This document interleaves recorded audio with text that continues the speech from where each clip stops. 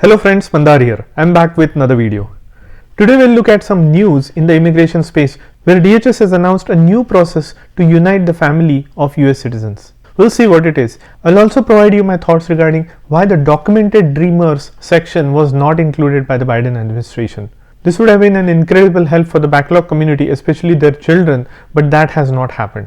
We'll talk about the retrogression for the rest of the world category in EB3 and then the new backlog numbers that USCIS has published on June 12th. So a lot of packed content, guys. Watch this video until the end and let's get started.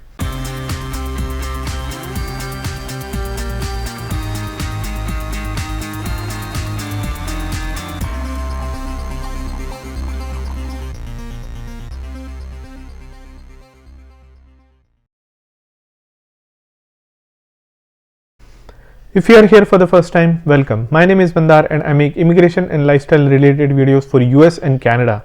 I'm not an immigration lawyer, so anything that I say on this video or on my channel is for information purpose only.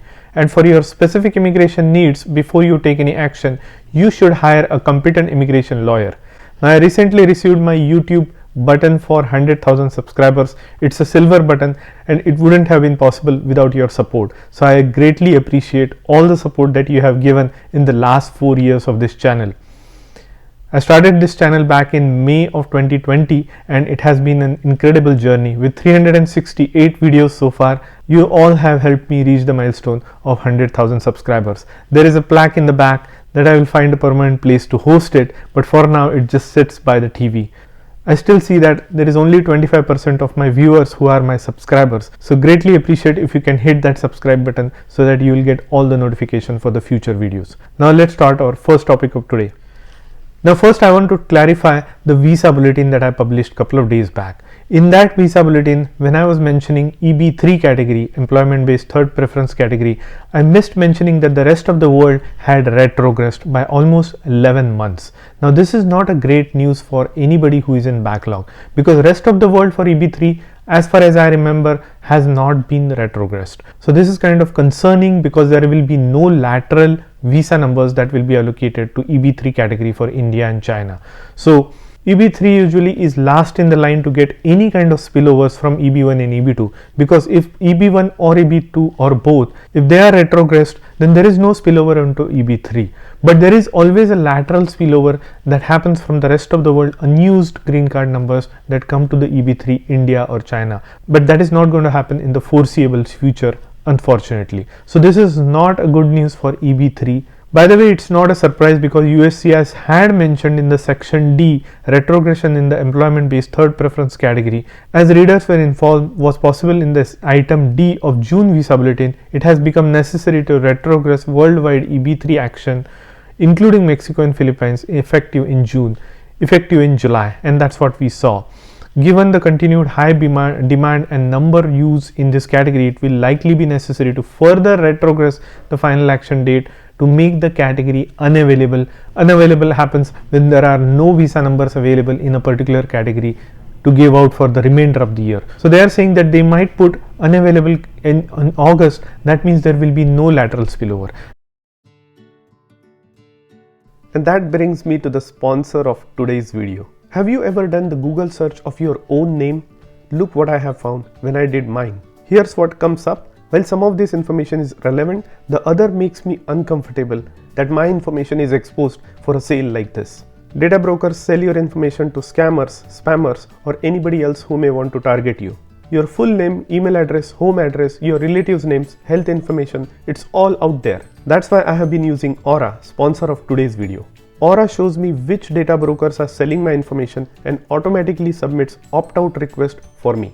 Cleaning up my information not only helps reduce the amount of spam I get, but it also protects me from hackers who could use this information to help them access my social media accounts, bank accounts, or other sensitive information. Aura does so much more to protect my information and my family's information from online threats I can't see. I get other features like antivirus, VPN, password management, parental controls, identity theft insurance, and more without having to download several different apps. It's really easy to set up, and best of all, I get everything for one affordable price. You may already have one or two of these tools, but not having Aura is like locking the front door but leaving your back door wide open. Aura is always on, doing the hard work of keeping me safe so I can focus on other tasks with peace of mind. I value my privacy and I value yours. You can go to my link which is on the screen and in the description and start your free 2 weeks trial. So protect your information, your family, and have a peace of mind. That's Aura. Now the only saving grace is I'm speculating that there might be some spillovers from family based category into employment based category at the end of the year, but we'll see what those numbers are when we get a little closer to September visa bulletin. So that is one clarification that I wanted to make from the visa bulletin. Now let's turn our attention to the news that has come up in the immigration section. Now as you can see here, Biden administration has announced that undocumented spouses of US citizens will be shielded from deportation under new administration, under the new plan. The action would shield about 500,000 immigrants living in the US from deportation. This is the biggest thing since they had announced DACA back in 2014. So it's exactly been 10 years since any new reform or new executive action that has come from the White House. So this is significant because this is going to allow all those spouses of US citizens who are undocumented and have them pathway to a green card or citizenship. Now it's great news for those people. So just to elaborate a little bit more, President Biden taking an executive action to protect undocumented spouses of American citizens, a move that would shield about 500,000 immigrants from deportation.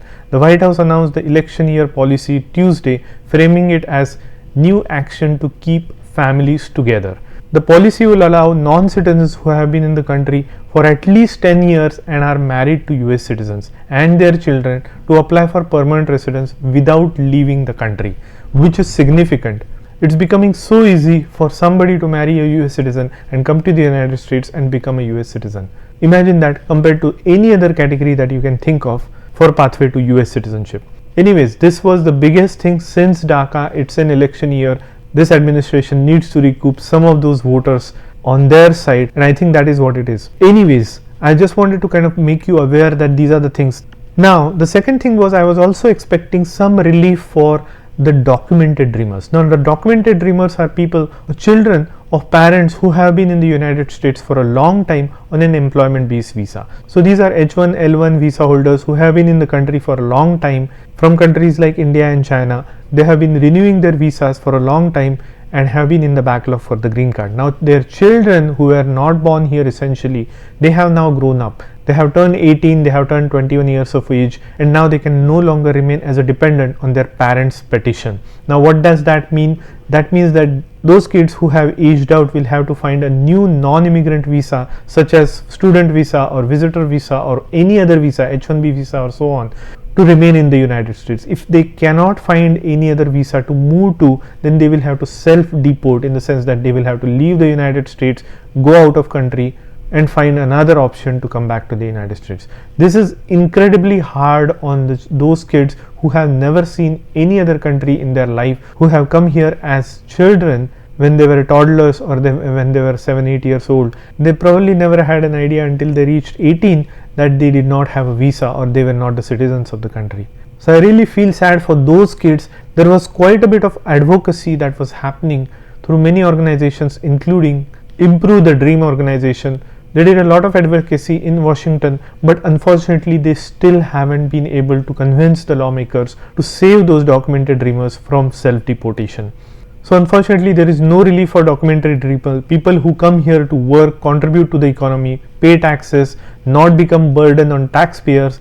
The most law-abiding immigrant communities, they are civil, absolutely no crime, who helped them to transform the Silicon Valley, will not get any relief. Unfortunately, undocumented will get the relief, but documented will not get relief. So you can decide what to make of this, but it is really unfortunate because they could have included documented dreamers towards the path to green card and citizenship. I'll leave you with that thought. Now let's turn our attention to the new numbers that USCIS has published recently. Now what does that tell us? Now this is one of the charts that they had published, net backlog by form type as of March 31st, 2024. Now here they have all kinds of visa numbers, and we are interested in looking at the employment based section. And as you can see here, 129, 140, these are the pending number of applications. So 26,140 I-140 applications, and then as you can see, all the different kinds of visa types, 829 which is EB5, and EADs and APs and everything. Now let's look at the lawful permanent residence from employment based section. Now as you can see, lawful permanent residence application to register for permanent residence for employment based section, there are 64,000 EB related petitions, and look at this, there are 303,000 family based petitions also pending. Now let's look at this other chart that they have given, number of service wide forms by quarter, by status and processing time. Now this I wanted to show you because of one particular reason. The reason is it also gives you the forms received for the second quarter, which is from January to March.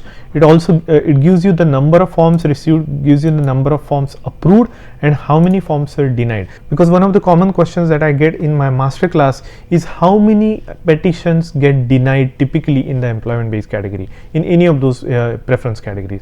And this will tell you a picture, because say for instance you are looking at I-140. So in the quarter to 55,000 petitions were received, out of which 42,000 were approved, and how many were denied? 5,267. So I would say less than 10% were denied. About 8 to 10% of the petitions filed in I-140 were denied. Now let's look at the lawful permanent residence I-485, which is for employment based section. Now in the quarter 2, 37,760 applications were received, out of which 31,544 were approved and about 3,100 applications were denied. So I would say it is also less than 10%. So you can assume that in each of these categories, less than 10% of those petitions are being denied for various reasons. Now if you think about it, I-140 is the petition where they actually go through your employment based application, the requirements for the job, your knowledge, your skills, your education, your experience and so on, to make sure that you qualify that particular category of employment based visa. But in I-485, it's more about your background. Do you qualify? Are you documentally complete? Are you admissible into the United States? How is your background check? That's the reason they take your fingerprints, because they can then do the FBI database check to see if you have any history of affiliation with any kind of organizations that are banned and so on.